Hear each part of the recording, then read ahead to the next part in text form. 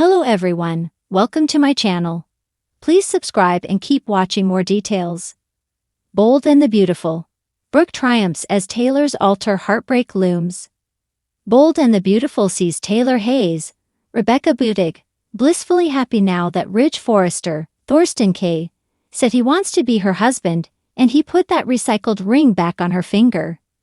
But Brooke Logan, Catherine Kelly Lang, is going to win in the end, it seems. And it could be a wedding day dumping again for Taylor. We've got B&B spoilers about Taylor's coming heartbreak when Brooke's dusty destiny with Ridge wins in the end.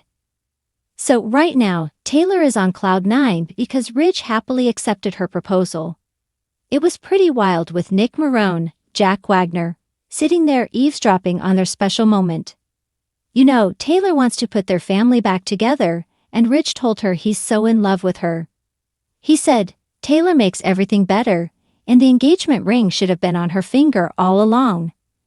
Nick's jaw kept dropping every time the conversation got sappier. And you know, Nick is thrilled that Ridge said yes to Taylor's proposal because that means Brooke will have to see Ridge is not the man for her. And this is great news for Nick. He may be almost as happy as the newly engaged couple.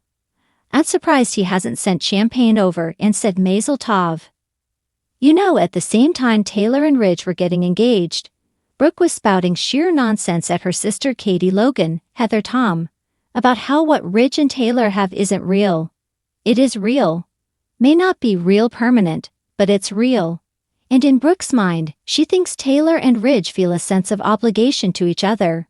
That's it. And then Brooke tried to say that Ridge would never marry Taylor.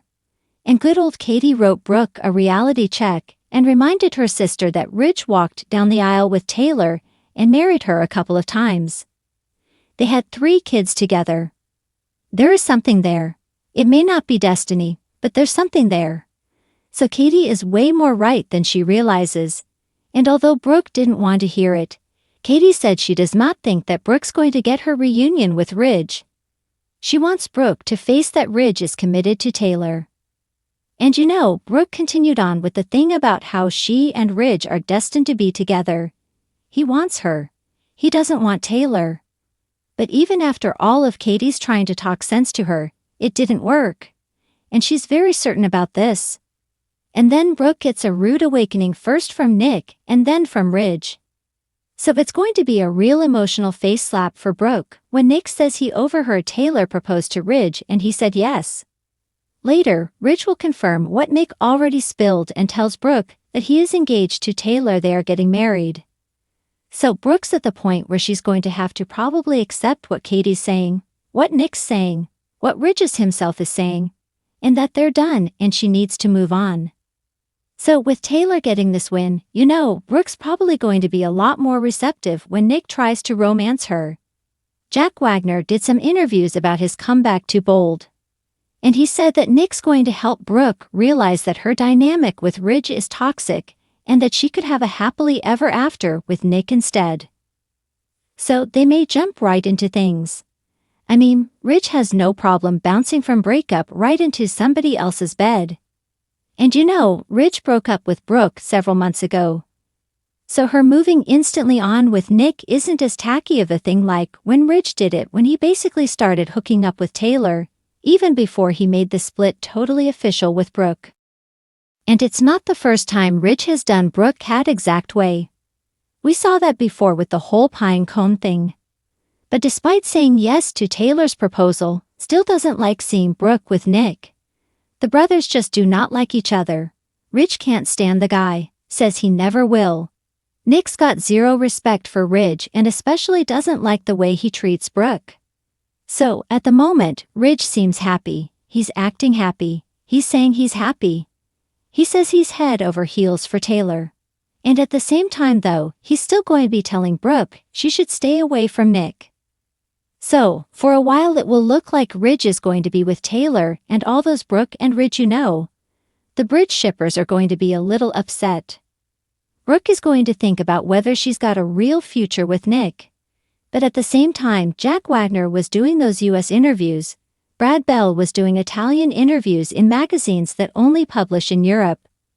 He was saying that when Ridge, Eric Forrester, John McCook, Brooke and Nick go to Capri, Italy, something happens that makes Ridge realize Brooke is the woman he's meant to spend his life with. He can't live without her. And Brad Bell said that Ridge and Brooke will be together forever. Huge spoiler, but I guess he thought since he did it in Italian, it doesn't count.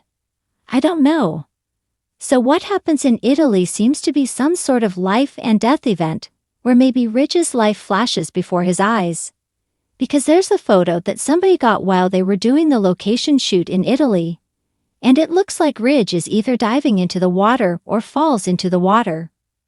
So maybe he jumps in to save Brooke or something happens and he falls in. But you know, when Ridge is faced with his own mortality or maybe Brooke's mortality, he starts to figure things out and realizes that what he's got is not what he wants. So Taylor's not there in Italy, but Nick is. So we'll see if Ridge immediately realizes because of this watery incident that he's meant to be with Brooke, and they recommit before they come back to LA. Or maybe Ridge has this moment in Italy, and then he's back in LA, and then the epiphany comes to him, and you know he's mulling it over about what to do up until his wedding date, because Ridge said he wants to be a man of his word. So it could be that he realizes he needs to be with Brooke, but then he just can't walk away from Taylor because he gave his word not just to her, but also to Steffi Forrester, Jacqueline Messins Wood. So you know, do you remember the last time Taylor and Ridge were at a wedding altar? They almost got married. That was when Ridge had dumped Brooke because he believed that fake CPS call that Thomas Forrester, Matthew Atkinson, did using the voice app. And Taylor's wedding day imploded when the truth came out. And now her upcoming wedding to Ridge, frankly, seems doomed to fall apart.